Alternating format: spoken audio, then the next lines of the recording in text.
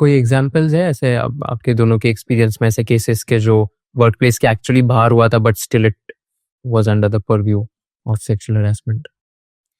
सो एक leading alcoholic beverages company जो है उसके एक काफी सीनियर एम्प्लॉय के खिलाफ एक लगभग जैसी सिचुएशन दीक्षा ने बताई।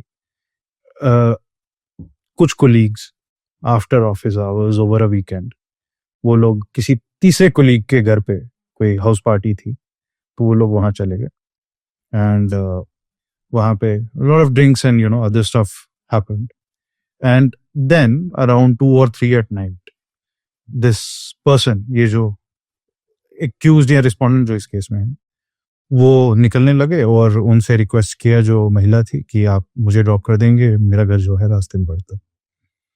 अब जब वो उनको ड्रॉप करने जा रहे थे कुछ बातचीत और कुछ हरकतें वैसी हुई जिसपे she objected to at a later date, उन्होंने जो है वो कंप्लेंट फाइल कर दी। तो इसमें ये वाला सवाल, it's a ongoing case, but उसमें ये सवाल बेसिकली उठा कि क्या, क्योंकि एक्यूज की तरफ से पहली बात जो उन्होंने कही वही थी जो दीक्षा ने कही कि this is not work place, we are meeting in a completely personal setup, this is not professional setup at all, just because there happened to be some colleagues there.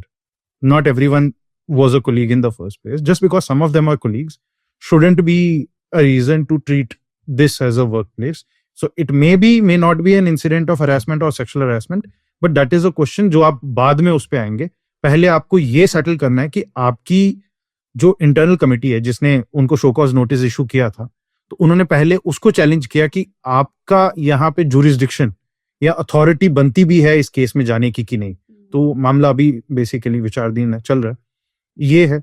दूसरा एक और केस था जिसमें अभी ये खासकर हम पोस्ट कोविड बहुत देख रहे हैं इस तरीके के केसेस, जहां पे लॉट ऑफ इंडियंस जो हैं वो यहाँ पे काम कर रहे हैं किसी अमेरिका की संस्था के लिए या किसी दूसरी संस्था के लिए, और मोस्टली जो इंटरेक्शन है वो वर्चुअली हो रहा है। अब उसमें दो तरीके के इशू आ जाते हैं। कई बार it exceeds beyond the work hours and people tend to call each other on WhatsApp or might end up having a life beyond strictly the work life. तो ऐसी सिचुएशन में कई बार कुछ ऐसी चीजें बोल दी जाती हैं, कुछ इमोजीज शायद शेयर कर दिए जाएं जो कि उस मतलब which may constitute sexual harassment अगर उनको एक पर्टिकुलर बैकग्राउंड में देखा जाए। तो ऐसे भी मुद्दे हैं जहां पे वर्क प्लेस की डेफिनेशन जो है वो अपने आप में इशू बन जाती है। और उसमें एक दूसरा इशू आ जाता है कुशल, कल्चरल सेंसिटिविटी का। अब जो अमेरिका में एक आदमी बैठे हैं या लेडी जो है, उनकी कल्चरल सेंसिटिविटी बहुत अलग है हमारे यहाँ की कल्चरल सेंसिटिविटी से। तो कंसेंट का जो दायरा है या मायना है वो भी बड़ा अलग हो जाता है। तो ये बड़े पेचीदे केस हो जाते हैं डील करने के लिए जो हमारी इंटरनल कमिटीज भी हैं। और उसमें भी अगर आप देखेंगे ज्यादातर जो संस्थाएं हैं या तो उनके पास इंटरनल कमेटी है नहीं, या अगर इंटरनल कमिटीज हैं भी तो वो इक्विप्ड नहीं है इन चीजों को डील करने से। अभी सुप्रीम कोर्ट में एक बहुत बड़ा केस चल रहा है और सुप्रीम कोर्ट मॉनिटर कर रही है सरकारी जो संस्थाएं हैं, उसमें भी आपकी काफी संस्थाएं हैं जहां पे इंटरनल कमेटी जो है वो कॉन्स्टिट्यूटेड ही नहीं है, या जहां पे कॉन्स्टिट्यूटेड है वहां पे it is not as per the law. So जब गवर्नमेंट खुद आज तक 12 साल हो गए हैं कानून को आए हुए, नहीं कर पाई है, तो आई मीन बहुत उसकी वजह से आप समझ सकते हैं कि कितना, ये सवाल आपने बहुत जरूरी पूछा है, लेकिन मेरे को लगता नहीं है कि ज्यादातर इंटरनल कमिटीज जो हैं वो खुद भी इक्विप्ड होती हैं इस तरीके के सवालों को आंसर करने के लिए। हाँ, जो बड़ी कॉरपोरेशंस हैं, संस्थाएं हैं, वो दीक्षा जैसे क्वालिफाइड लोगों के पास जा सकते हैं एडवाइस के लिए, बट स्मॉलर ऑर्गेनाइजेशंस जहां पे मान लीजिए 30, 35, 40 लोग काम कर रहे हैं, या जिनका स्केल उतना बड़ा नहीं है, या दे कैन नॉट अफोर्ड, और sometimes even if they can afford they are not advised properly, तो वो इस पे नहीं जो है प्रॉपर गाइडेंस ले पाते हैं। और जरूरी भी नहीं है, ऐसा कानून में कोई रिक्वायरमेंट भी नहीं है कि एक वकील होना ही चाहिए आपकी इंटरनल कमेटी में। वो प्रेफरेबल है, डिजायरेबल है, लेकिन जरूरी नहीं है। तो ऐसा भी होता है कि कई बार 4 लोग बैठे हैं और उसमें से किसी को भी कानून की जो जानकारी है नहीं है। तो ये हम इस पे कर सकते हैं विचार की व्हाट इंक्लूड्स और excludes work space, but actual में ऑपरेशन में अगर आप देखेंगे तो I think people are very ill equipped, the people in charge of handling these situations are very ill equipped to answer these questions. And Disha, आपने बताया था कि 80% of the cases usually genuine तो नहीं होते आपके पास जो आए थे. Yeah. तो इसमें एक तो कोई एग्जांपल्स है आपके पास जो बेसिकली जेन्युइन थे ही नहीं बट उन्होंने क्यों कंप्लेन लॉन्च की? एक आपने एग्जांपल दिया था कि बिकॉज प्रमोशंस अगर नहीं मिलते तो यूजुअली फाइल कर देते, बट कोई एग्जांपल है ऐसे केसेस का कि आपके पास आया और आपको पता चल गया कि ये जेन्युइन तो है ही नहीं? क्या हुआ था?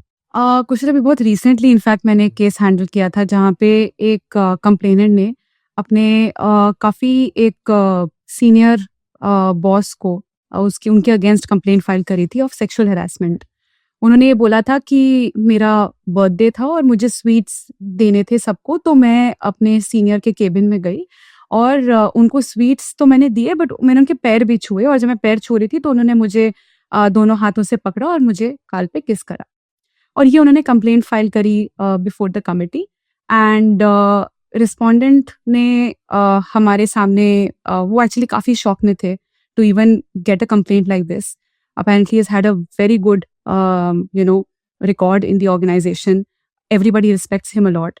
एंड वो काफ़ी घबराए हुए थे. तो पहले तो उन्हें कंफर्ट देना अपने आप में एक चैलेंज था, बिकॉज वो एक मेंटर के तौर पे अपने आप को देखते थे विज़-अ-वी that woman.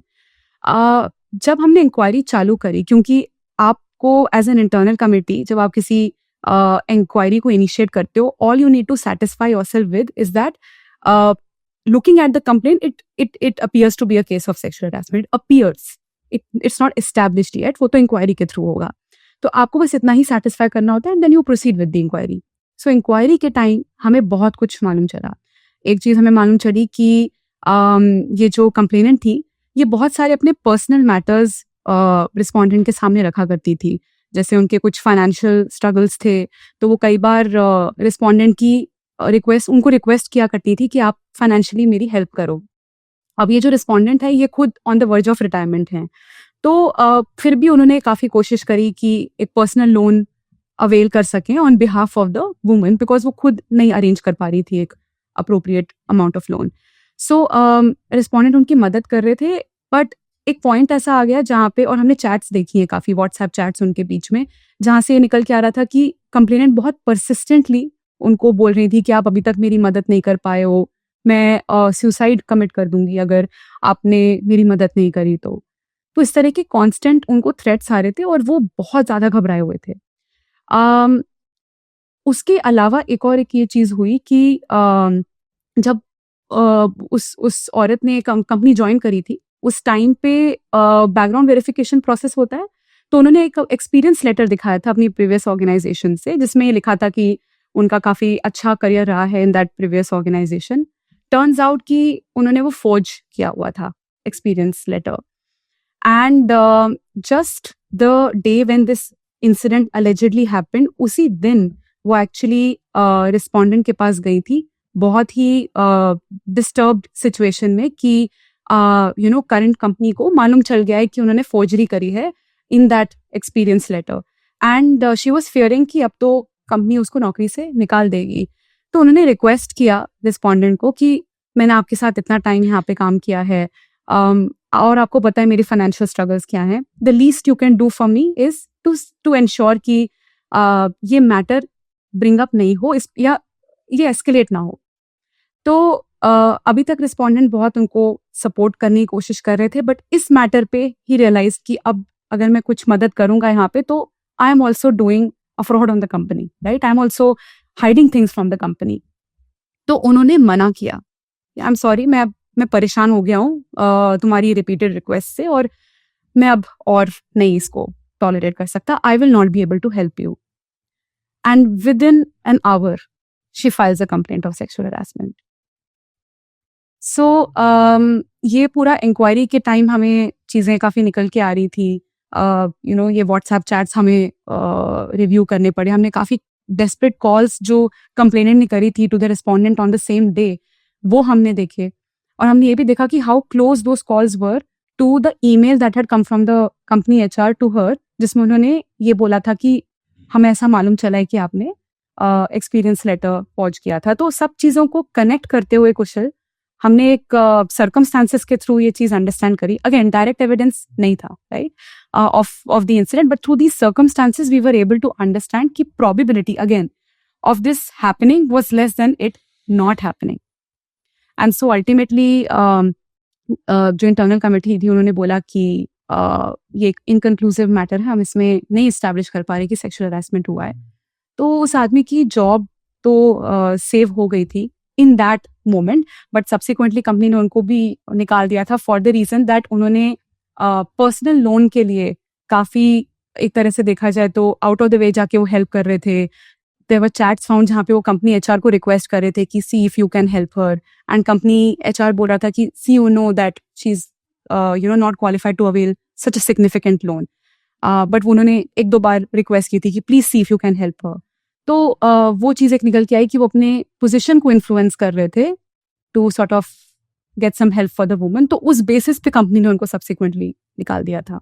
So but because this was a false complaint out and out, so complainant की भी जॉब गई और रिस्पोंडेंट की फॉर अदर रीजंस गई। So it was quite an unfortunate messy case, but it shows कि desperate times में लोग किस एक्सटेंट तक जा सकते हैं टू प्रोटेक्ट देमसेल्व्स।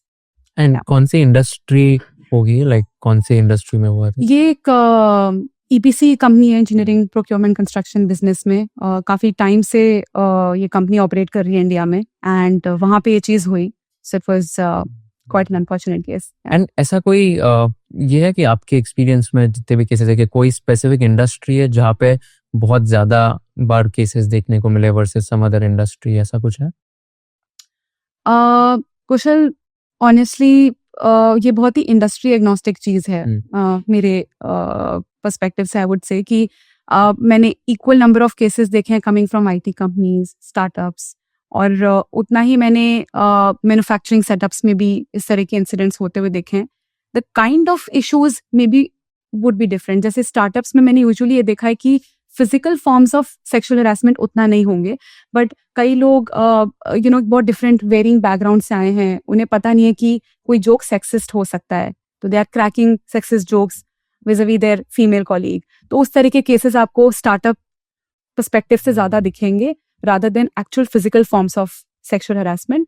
Whereas जहाँ पे manufacturing setups होते हैं, जहाँ पे overall sophistication, overall educational profile of the employees may not be as as significant, तो वहाँ पे हमने ये देखा है कि आपको physical forms of sexual harassment भी noticeable होंगे. But again, I'm not drawing any conclusions, just sharing what I've seen so far. If you learned something new from this video, do share it with your friends and subscribe to this channel so that we can bring you the best content possible. Also, if you want to watch this entire episode, click on the link in the description box and you can go to Kushal Lodha YouTube channel and watch the entire podcast episode. Thank you so much for watching this and have an amazing day.